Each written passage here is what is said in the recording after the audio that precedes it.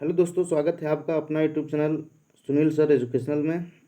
आज हम आप लोगों को बताने जा रहे हैं आनुवंशिकता एवं जैव विकास। आनुवंशिकता एवं जैव विकास यह बायोलॉजी का चैप्टर है। इसके आनुवंशिकता एवं जैव विकास के सारे ऑब्जेक्टिव प्रश्न को हम इस वीडियो में आप लोगों को बताने जा रहे हैं। वीडियो को ध्यान से अंत तक जरूर देखिएगा ताकि सभी प्रकार के क्वेश्चन आप लोगों को समझ में आ जाए। सबसे पहला क्वेश्चन है, द ओरिजिन ऑफ स्पीसीज नामक पुस्तक किसने लिखी? डार्विन ने, ओपेरिन ने, लेमार्क ने और कोई नहीं। पहला ऑप्शन है डार्विन, दूसरा ऑप्शन है ओपेरिन, लेमार्क या कोई नहीं। तो इसमें ओरिजिन ऑफ स्पीसीज नामक पुस्तक को किसने लिखा था? तो सही आंसर होगा डार्विन। सही आंसर क्या होगा? ऑप्शन नंबर ए है। सही आंसर क्या होगा? डार्विन। इसने समुद्री यात्रा के दौरान जीवों में जो विकास की व्याख्या किया।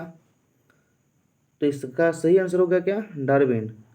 मनुष्य में कितने जोड़े गुणसूत्र पाए जाते हैं? हम लोग जानते हैं कि मनुष्य में 46 क्रोमोसोम होता है, यानी कितना जोड़ा होगा? 23 जोड़ा होगा। कितना कुल जो होगा? 23 जोड़ा। क्रोमोसोम की संख्या कितना होता है मनुष्य में? 23 जोड़ा। मनुष्य में होता है 23 जोड़ा क्रोमोसोम। अब चलते हैं इसके बाद तीसरा क्वेश्चन की ओर। तो तीसरा क्वेश्चन है, कीटों में पंख, चमगादड़ के पंख किस तरह के अंग हैं? कीटों में पंख और चमगादड़ के पंख किस तरह के अंग हैं? समजात अंग, अवशेषी अंग, की समृद्धि अंग, की कोई नहीं। तो समजात अंग उसको कहते हैं जो होता है उत्पत्ति और संरचना के दृष्टिकोण से तो एक ही होता है, लेकिन अलग अलग कार्यों का संपादन करते हैं। वैसे अंगों को हम क्या कहते हैं? समजात अंग कहते हैं। तो इसमें सही आंसर क्या होगा? कीट के पंख और चमगादड़ के पंख। तो सही आंसर हो जाएगा ऑप्शन नंबर सी। क्या कहा जाएगा? समवृत्ति अंग। सही आंसर कौन होगा? ऑप्शन नंबर सी, समवृत्ति अंग हो गया सही आंसर। अब इसके बाद चौथा क्वेश्चन है। चौथा क्वेश्चन है, वर्तमान प्राणियों में कुछ संरचनाएं ऐसी पाई जाती है जिनका शरीर में अब कोई उपयोग नहीं रह गया है, और ऐसी संरचनाओं को क्या कहते हैं? वर्तमान प्राणी जितने भी जीव हैं उनमें कुछ ऐसी संरचनाएं होती है जो जीवों के लिए उपयोग में नहीं रह गया है। तो वैसे संरचना को हम लोग क्या कहेंगे? समजात अंग कहेंगे, अवशेषी अंग कहेंगे, समवृत्ति अंग कहेंगे, इनमें से कोई नहीं। तो इसका सही आंसर क्या होगा? बी होगा। क्या हो जाएगा? अवशेषी अंग। सही आंसर हो जाएगा बी। उसको हम क्या कहेंगे? अवशेषी अंग जिनका उपयोग नहीं है। अब इसके बाद है क्वेश्चन नंबर 5, जीन शब्द की प्रस्तावना किसने दी? पहला वाटसन ने, दूसरा वेंडेन ने, बी मेंडल ने और सी है इनमें से कोई नहीं। तो जीन शब्द का प्रस्तावना किसने दिया था? तो सही आंसर इसका हो जाएगा ऑप्शन नंबर डी, इनमें से कोई नहीं। इनमें से कोई नहीं। अब इसके बाद है छठा क्वेश्चन, कौन सा वैज्ञानिक मंडल के नियमों की पुनः खोज से संबंधित है? सरमक, लेमार्क, डार्विन की लिनियस। तो इसका सही आंसर हो जाएगा ऑप्शन नंबर ए। कौन हो जाएगा? सरमक। सही आंसर कौन हो जाएगा? ए। अब इसके बाद है, गुणसूत्र बने होते हैं किसके? डीएनए के। बी है ऑप्शन नंबर डीएनए तथा आरएनए के। सी है डीएनए तथा प्रोटीन्स और आरएनए के। इनमें से कोई नहीं। तो हम लोग जानते हैं कि गुणसूत्र जो होता है क्रोमोसोम या डीएनए तथा आरएनए का बना होता है। किसका होता है? डीएनए तथा आरएनए का। तो ऑप्शन नंबर हो जाएगा सही सी। ऑप्शन नंबर कौन सही होगा? सी। इसके बाद है क्वेश्चन नंबर 8, कोशिका में अनुवांशिक पदार्थ है कौन? डीएनए है कि गुणसूत्र है कि जीन है कि हरित लवक है? तो कोशिकाओं में अनुवांशिक पदार्थ कौन होता है? तो होता है डीएनए। क्या होता है? डीएनए। तो ऑप्शन नंबर हो जाएगा ए सही। डीएनए ही जो है पीढ़ी दर पीढ़ी बढ़ करके और अनुवांशिक गुण कहलाता है, अनुवांशिक गुणों का वाहक होता है। अब इसके बाद है, जीन शब्द किसने प्रस्तुत किया? Option number A Johnson, B है लेमार्क, सी है मेंडल, डी है ग्रिफी। तो आप लोग इसको बता भी सकते हैं, कमेंट कर भी सकते हैं। तो सही आंसर इसका क्या हो जाएगा? जीन शब्द की पहली प्रस्तुत किसने किया था? तो सही हो जाएगा ए, जॉनसन ने। किसने किया था? जॉनसन ने। अब इसके बाद है अगला क्वेश्चन 10, मलेरिया उत्पन्न करने वाले मच्छर मादा एनोफिलीज किस तरह के जल में उत्पन्न होते हैं? साफ जल में, गंदा जल में, मीठा जल में, किनमें से सभी? तो हम लोग जानते हैं। इसका सही आंसर कौन होगा? तो इसका सही आंसर होगा मलेरिया, गंदा जल। गंदा जल में मलेरिया उत्पन्न करने वाले मच्छर पाए जाते हैं। तो सही आंसर क्या हो जाएगा? Option number B. सही आंसर हो गया ऑप्शन नंबर बी, गंदा जल। अब इसके बाद चलते हैं क्वेश्चन नंबर 11 की ओर। डेंगू उत्पन्न करने वाले मच्छर किस तरह के जल में पाए जाते हैं? साफ जल, गंदा जल, मीठा जल, इनमें से कोई नहीं। तो ये भी होगा क्या, डेंगू किस में उत्पन्न होगा, तो गंदा जल से ही, तो साफ जल से। इसका सही आंसर हो जाएगा ऑप्शन नंबर ए, साफ जल में। अब है अवशेषी अंग का उदाहरण कौन है?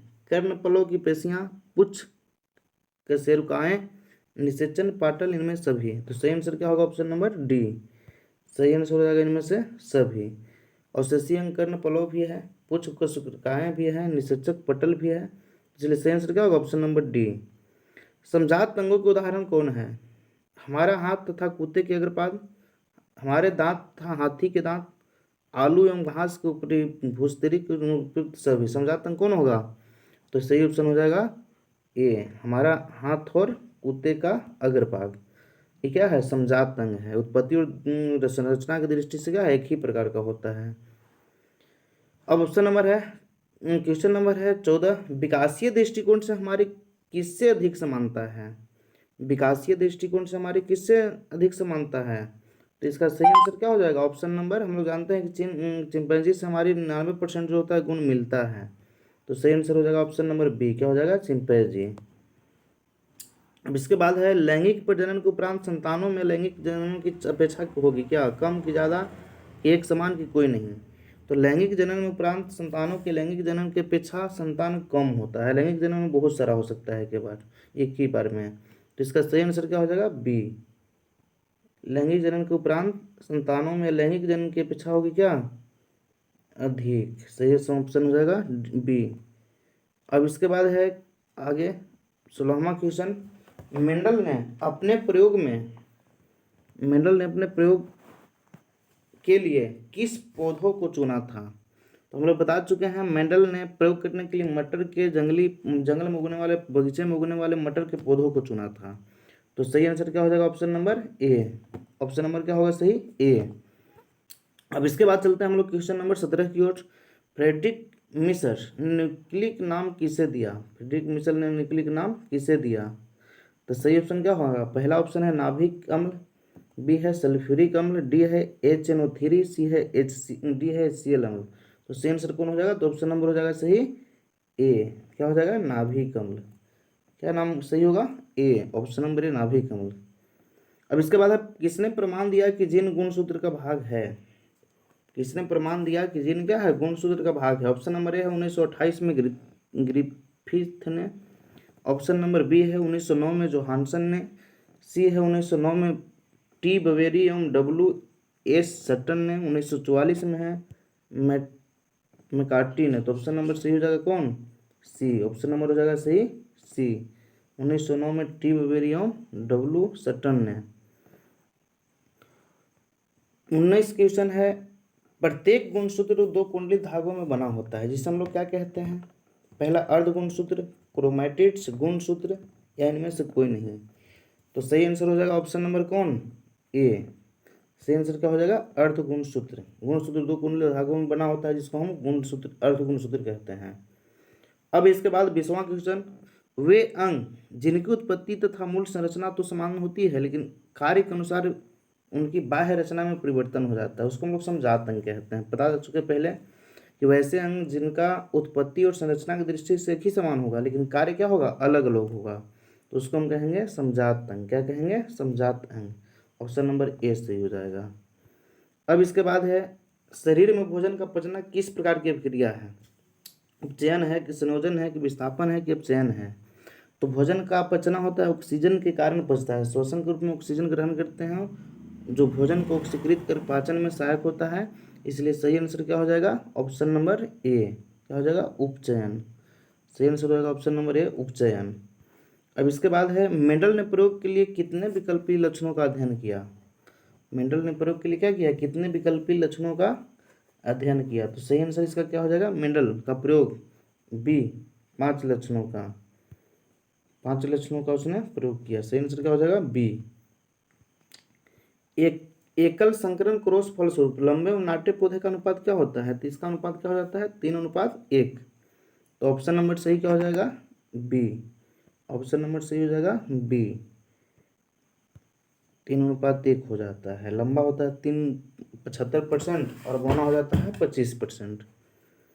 अब इसके बाद है 24वां क्वेश्चन, द्विसंकर क्रॉस के फलस्वरूप उत्पन्न पौधे का फिनोटाइपिक अनुपात क्या होता है? तो इसका सही आंसर होगा 9:3:3:1। ऑप्शन नंबर क्या होगा? बी सही हो गया बी।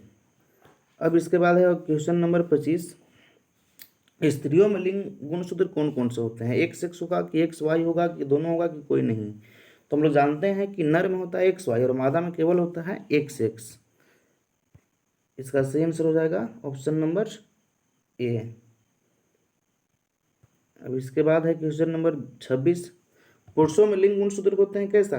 XX की XY की दोनों की कोई नहीं? तो अभी बताएं हम कि सही आंसर क्या होगा? ऑप्शन नंबर बी XY, नर में होता है XY और मादा में होता है XX। अब इसके बाद होगा 27वां क्वेश्चन है, प्राकृतिक वर्ण द्वारा जैव विकास के सिद्धांत की परिकल्पना किसके द्वारा की गई थी? डार्विन के द्वारा, मेंडल के द्वारा, जेम्स वाटसन के द्वारा, फ्रांसिस क्रिक के द्वारा? तो सही आंसर इसका होगा ऑप्शन नंबर ए।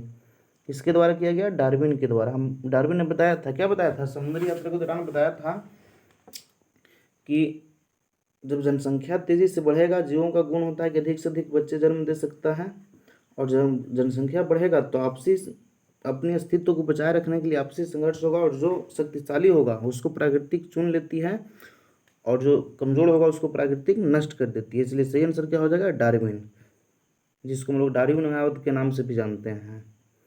अब है मनुष्यों का वैज्ञानिक नाम क्या है? पहला ऑप्शन है haemo erects, haemo habilis, haemo sapiens, इनमें से कोई नहीं। सही आंसर क्या होगा? मनुष्य का वैज्ञानिक नाम ऑप्शन नंबर सी। क्या नाम है? तो हेमो सेपियंस। अब इसके बाद है 30वां क्वेश्चन, मानव का उद्भव कहाँ हुआ है? सबसे पहले मानव का उद्भव कहाँ हुआ था? अमेरिका में, अफ्रीका में, इंडोनेशिया में, ऑस्ट्रिया में? तो हम लोग जान चुके हैं कि सबसे पहले मानव अफ्रीका में हुआ था, अफ्रीका में, वहीं से मानव की उत्पत्ति हुई थी। सही आंसर क्या हो जाएगा? B, Africa. अब इसके बाद है 30वां क्वेश्चन। अब इसके बाद 30वां क्वेश्चन की ओर चलते हैं, चमगादड़ एवं पक्षी के पंख किस प्रकार के उदाहरण हैं? संरूप, समजात, समृद्ध और जीवाश्म। चमगादड़ और पक्षी का होता है क्या? अलग अलग होता है, लेकिन एक ही का उड़ने का कार्य करता है। तो इसलिए क्या हो जाएगा? इसका आंसर हो जाएगा ए, समरूप। रूप तो एक है लेकिन अलग अलग कार्य की है, लेकिन रूप संरचना इसका अलग अलग होता है। प्राकृतिक वर्ण द्वारा जैव विकास, इस सिद्धांत के जनक कौन थे? प्राकृतिक वर्ण द्वारा जैव विकास किसके द्वारा? तो ये बताया गया था डार्विन के द्वारा। तो ऑप्शन नंबर सही हो जाएगा बी। ऑप्शन नंबर क्या हो जाएगा सही? बी। अब इसके बाद है क्वेश्चन नंबर 32, वंशागत नियमों का प्रतिपादन किसने किया? चार्ल्स डार्विन ने, रॉबर्ट हुक ने, जेबी बुश ने, ग्रेगर जॉन मेंडल ने?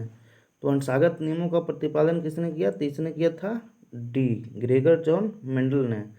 मटर के प्रयोग पर उसने बताया था, और प्रयोग करने के बाद बताया था कि कैसे कोई जीवों में कुछ गुण अनुवांशक होते हैं।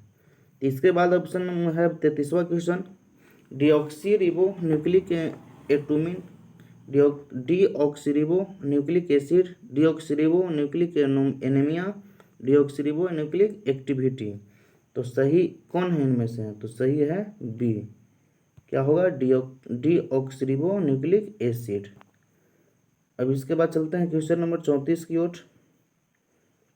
क्वेश्चन नंबर 34 से है, कान के निचले हिस्से को क्या कहते हैं? कर्णपाली, कर्णरक्षक, कर्णपोषी कि कर्णधार? तो इसका सही आंसर हो जाएगा ऑप्शन नंबर ए। सही आंसर क्या होगा? कर्णपाली कहते हैं। अब इसके बाद है 35वां क्वेश्चन, जैव विकास को सर्वप्रथम किसने समझाया था? लमार्क ने, डार्विन ने, अरस्तु ने, वाइसमान ने? तो जैव विकास को सबसे पहले किसने समझाया? तो इसका सही आंसर हो जाएगा ऑप्शन नंबर ए, लमार्क ने। लमार्कवाद जिसको हम लोग कहते हैं, इसने ही बताया था। 36वां है, विभिन्नताएं कितने प्रकार की होती है? तो इसको बताया हम लोग कि 2 प्रकार का, जनिक विभिन्नता और कायिक विभिन्नता। कितने प्रकार का होगा? 2 प्रकार का। कौन कौन? जनिक विभिन्नता और कायिक विभिन्नता। तो सही ऑप्शन हो जाएगा बी, 2 प्रकार का। किसी जीव की जीनी संरचना उस जीव का क्या कहलाता है? तो किसी जीव की जीनी संरचना उस जीव का क्या कहलाएगा? तो उस जीव का कहलाएगा जीनोटाइप। क्या कहलाता है? दोनों होगा, जीन प्रारूप या जीनोटाइप। ऑप्शन नंबर हो जाएगा सी सही, ये और भी दोनों। अब इसके बाद है क्वेश्चन नंबर 38। जीन प्रारूप तथा वातावरणीय दशाओं द्वारा निर्धारित वैसे अनुवांशिक लक्षण या विशेषक जो स्पष्ट रूप से दिखाई देते हैं क्या कहलाता है? जीन प्रारूप, जीनोटाइप, लक्षण प्रारूप या जेनेटिक्स। तो यह कहलाता है क्या? लक्षण प्रारूप। ऑप्शन नंबर सी हो जाएगा सही। अब इसके बाद है क्वेश्चन नंबर 38। 39वां की ओर चलते हैं। ग्रेगर और मेंडल व्यक्तिगत जीवन में क्या थे? व्यापारी थे, पादरी थे, कृषक थे? तो एक पादरी थे, ईसाई के मठ के पादरी थे, इसलिए सही आंसर क्या हो जाएगा? सी। ऑप्शन नंबर सी हो गया सही। अब इसके बाद चलते हैं क्वेश्चन नंबर 40 की ओर। मेंडल ने जनक पीढ़ी को किस लेटर में सूचित किया?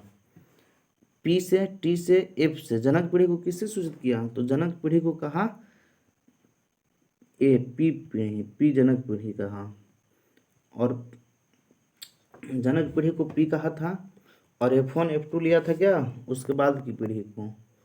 अब इसके बाद हम लोग चलते हैं क्वेश्चन नंबर 41 की ओर। किसी भी प्रजाति विशेष की एक समष्टि या आबादी में जिन समस्त जिन उस आबादी का क्या कहलाता है? जिन विकास कहलाएगा, जिन कोष कहलाएगा, भ्रूण विकास कहलाएगा, भ्रूण कोष कहलाएगा। तो इसका ऑप्शन नंबर सही हो जाएगा बी, जिन कोष कहलाता है। क्या कहलाएगा? जिन कोष। ऑप्शन नंबर कौन होगा सही? बी। अब इसके बाद है 42वां क्वेश्चन। जाति उद्भवन उन जीवों में होता है जिनमें लैंगिक जनन होगा कि लैंगिक जनन होगा कि स्वपरागन होगा कि इनमें से सभी। तो सही आंसर हो जाएगा इसका लैंगिक जनन। ऑप्शन नंबर हो जाएगा ए सही। क्या हो जाएगा? लैंगिक जनन। जिसमें लैंगिक जनन होगा उसी जीव में जाति उद्भवन की संभावना होगा, वो इसी में जाति उद्भवन हो सकता है। लैंगिक जनन में जाति उद्भवन नहीं होता है। 43वां है डीएनए अनुक्रम के तुलनात्मक अध्ययन द्वारा किसी जीव के पूर्वजों की खोज क्या कहलाता है? तो इसको हम लोग कहते हैं आणविक जाति वृत्त। क्या कहलाते हैं? आणविक जाति वृत्त। तो ऑप्शन नंबर क्या हो जाएगा सही? बी। आणविक जाति वृत्त के द्वारा जीव किसी जीव के पूर्वजों की खोज की जाती है। अनुवांशिकी का पिता मेंडल को कहते हैं। ऑप्शन नंबर क्या हो जाएगा सही? ए। अनुवांशिकी को पिता कहते हैं मेंडल को। अब इसके बाद है किसके मतानुसार जीवों में प्रजनन द्वारा अधिक से अधिक संतान उत्पन्न करने की क्षमता होता है? डार्विन के द्वारा, मेंडल के द्वारा, हैंडलेन के द्वारा, अरस्तू के द्वारा। सही आंसर ऑप्शन नंबर हो जाएगा ए, डार्विन के द्वारा। सब सही आंसर इसका होगा ए। यहाँ पे गलत है, डार्विन के द्वारा होता है जीवों में प्रजनन के द्वारा अधिक से अधिक संतान उत्पन्न करने की क्षमता, इसलिए ऑप्शन नंबर क्या हो जाएगा सही? ए, डार्विन के द्वारा। डीएनए में कितने प्रकार के नाइट्रोजन क्षारक होते हैं? ऑप्शन नंबर ए है 2 प्रकार का, 3 प्रकार का, 4 प्रकार का, 5 प्रकार का। तो इसमें सही आंसर हो जाएगा डीएनए में कितने प्रकार का नाइट्रोजन क्षारक होगा? तो सही आंसर क्या होगा? ए, 2 प्रकार का। सही आंसर 2 प्रकार का। अब इसके बाद है ऑप्शन नंबर 47, क्वेश्चन नंबर 47। पक्षी तथा तितली के पंख हैं क्या? समजात अंग, असमजात अंग, अवशेषी अंग, इनमें से कोई नहीं। तो सही आंसर हो जाएगा ऑप्शन नंबर ए, बी, असमजात अंग। क्योंकि पक्षी दोनों का कार्य उड़ना, लेकिन संरचना के दृष्टिकोण से क्या होता है? अलग होता है, इसलिए क्या कहेंगे इसको? हम असमजात अंग कहेंगे। कार्य एक ही है लेकिन उत्पत्ति और रचना की दृष्टि से क्या है? अलग अलग है। किसी जीव की जीनी संरचना क्या कहलाएगा? लक्षण प्रारूप, जीन प्रारूप, अनुवांशिकी, अभिन्नता। तो जीनी संरचना कहलाता है क्या? जीन प्रारूप। क्या कहलाएगा? जीन प्रारूप या जीनोटाइप। ऑप्शन नंबर हो जाएगा बी सही। अब इसके बाद है 49वां क्वेश्चन। जीव विज्ञान की वह शाखा जिसके अंतर्गत विभिन्नता और अनुवांशिकता का अध्ययन करते हैं उसे हम क्या कहेंगे? तो उसको कहते हैं अनुवांशिकी। क्या कहते हैं? अनुवांशिकी। सही ऑप्शन क्या हो जाएगा? तो सही ऑप्शन हो जाएगा डी। क्या कहेंगे इसको? अनुवांशिकी कहेंगे। अफ्रीका मानव का सबसे निकट संबंधी है चिंपैंजी, गोरिल्ला, गिलहरी, बंदर। तो इसका सही आंसर क्या हो जाएगा? ऑप्शन नंबर ए, चिंपैंजी। कौन है? चिंपैंजी। सही हो जाएगा ऑप्शन नंबर ए। चिंपैंजी का 99% गुण जो है मानव के गुण से मिलता जुलता है। यदि वीडियो अच्छा लग रहा होगा आप लोगों को तो ऐसे ही वीडियो देखने के लिए इस चैनल को सब्सक्राइब तुरंत कीजिएगा, ज़रूर कीजिएगा, ताकि ऐसे ऐसे वीडियो आप लोगों को मिल सके और आप 10वीं के बिहार बोर्ड की 10वीं में टॉपर भी आ सकते हैं, अच्छे अच्छे रिजल्ट भी ला सकते हैं। तो यह वीडियो को ऐसे ऐसे देखने के लिए इस चैनल को सब्सक्राइब तुरंत कीजिए ताकि आप भी अच्छे नंबर ला सकें।